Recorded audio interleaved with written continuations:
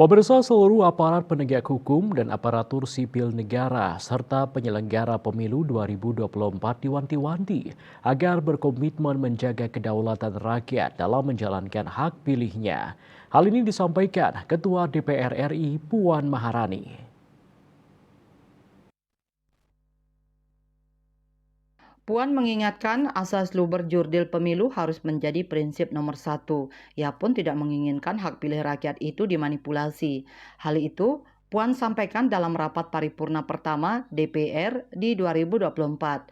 Puan yang juga ketua DPD PDIP itu juga mengingatkan pemilu pada dasarnya bukanlah tentang perebutan kekuasaan negara secara konstitusional bagi partai politik, melainkan memperjuangkan hak rakyat untuk dapat hidup lebih baik, lebih mudah dan sejahtera.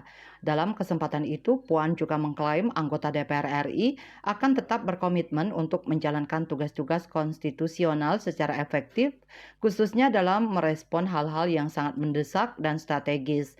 Kendati banyak anggota menjadi caleg petahana dan harus kampanye. Agung Darmada, Bali Pos melaporkan.